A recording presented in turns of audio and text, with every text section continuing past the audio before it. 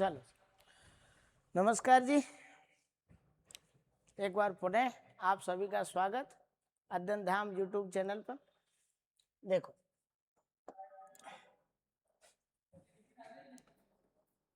वृषण या अपन बात करें टेस्टिस, ठीक है। ये एक तरीके से नर जनन ग्रंथि है, जो कि कैसी है बताओ? मिश्रित प्रकार की, मिक्स्ड। ये भी ध्यान रखना। वृषण के बारे में जब अपन जनन पढ़ेंगे तो पूरा टेस्टिस के क्या इसकी स्ट्रक्चर होती है वो सारी चीजें देखेंगे। अभी फिलहाल में केवल आपको इतना ध्यान रखना है कि ये गोनेड ग्लैंड है एक तरीके से। गोनेड ग्लैंड के अलावा अपन को ये भी ध्यान रखना है कि उदर गुहा के बाहर स्थित होते हैं और एक जोड़ी पाए जाते हैं। इसमें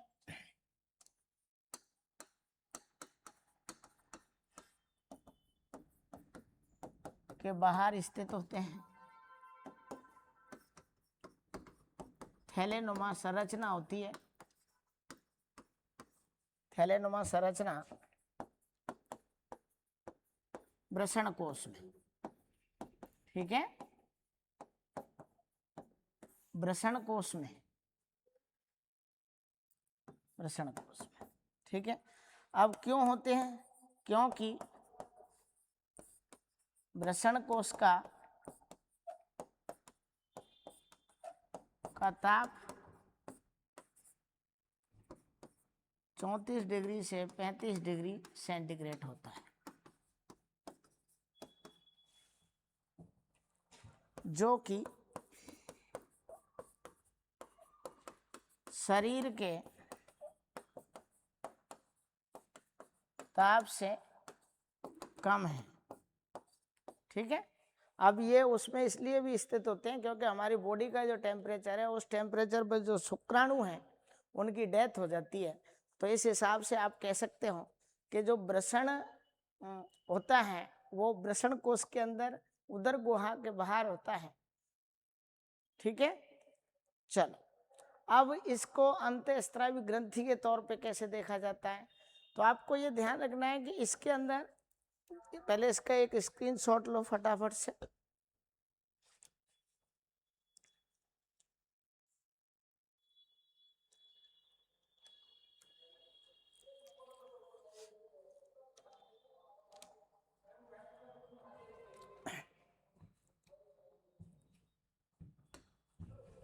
देखो,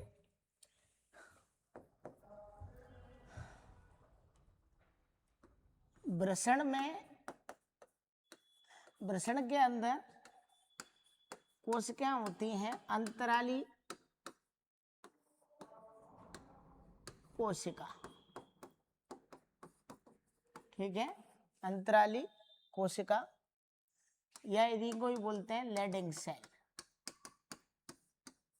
लेडिंग सेल, ठीक है। ये जो अंतराली कोशिका होती है इससे टेस्टोस्टेरोन नामक स्टीरॉयड प्रकृति का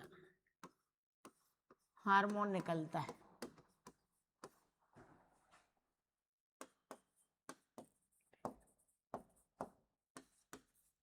हार्मोन निकलता है। अच्छा, इसका निकलता है जो नर में लैंगिक व द्वितीयक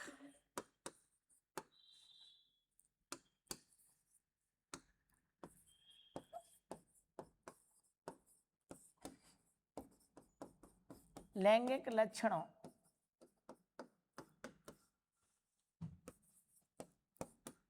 का नियंत्रण करता है,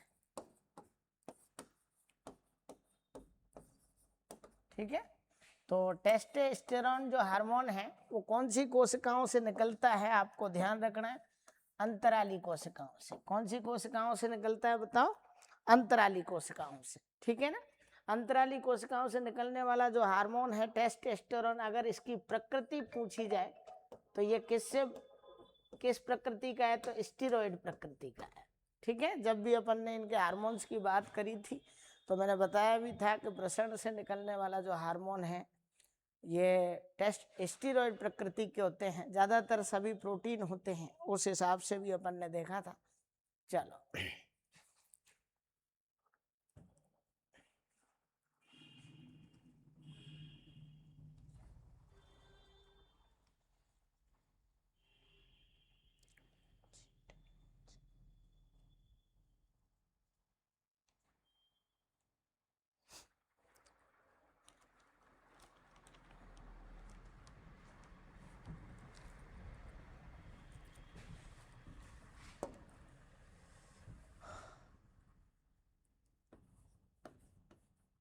टेस्टोस्टेरोन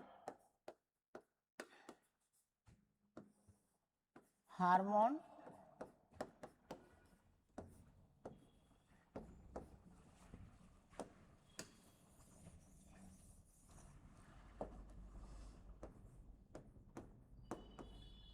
टेस्टोस्टेरोन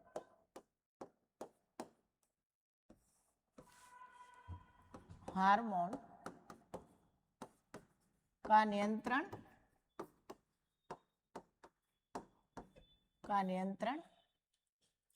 अपन बात करें, इसका जो नियंत्रण है वो पीयूष ग्रंथि के LH व ICSH ल्यूटिनाइजिंग हार्मोन बोलते हैं, हार्मोनों से होता है। ठीक है, कौन सा हार्मोन बताओ, टेस्टोस्टेरोन। अच्छा, यही इसी के कारण ही आवाज का भारी होना, दाढ़ी मूछ आना, ठीक है,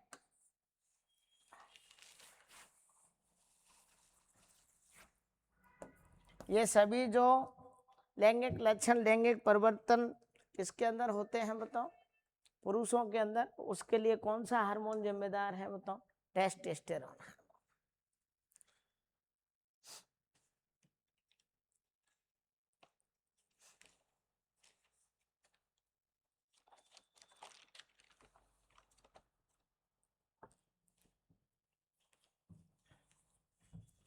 अब तुम्हारे दिमाग में ये नहीं आना चाहिए भाई एक चीज नहीं लिखा है, ये नहीं लिखा है, वो नहीं लिखा है। लो, मैं ये भी लिख सकता हूँ, आपको बता दूं कि जब भी, क्योंकि आप इन चीजों को जानते हो अच्छे से, और जब जनन तंत्र पढ़ेंगे तो अपन को पढ़ना ही है एंड्रोजन। तो एंड्रोजन हार्मोन को भी आप किसके साथ पढ़ोगे बताओ, टेस्टोस्टेरोन। इन दोनों का अपन नर हार्मोन बोलते हैं, एंड्रोजन की बात करते हैं। ठीक है, जबकि एस्ट्रोजन और प्रोजेस्टेरोन जो दोनों होते हैं वो किधर होते हैं बताइएगा, मादा जनन तंत्र के अंदर अपन पढ़ते हैं, अंडाशय से जो निकलते हैं। स्क्रीनशॉट लो इसका फटाफट से।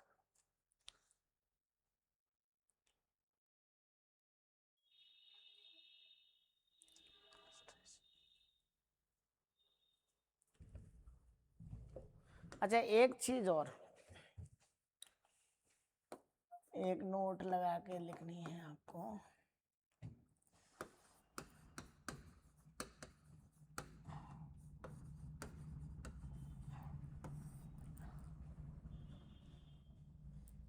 इसको अपन बधियाकरण भी बोलते हैं।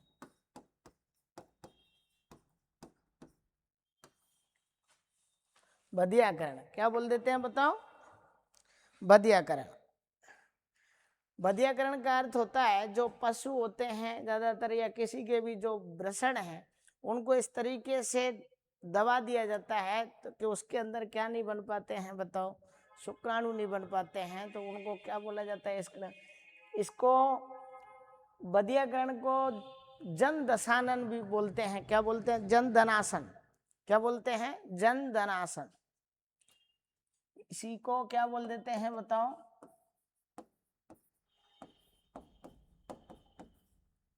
जन धनासन। कुल मिला के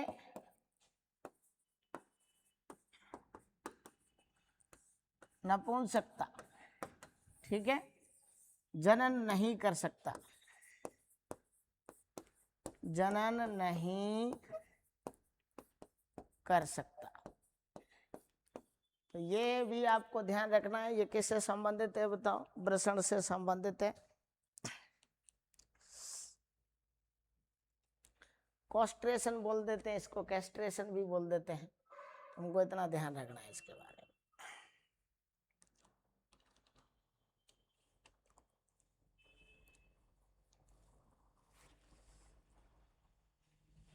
चल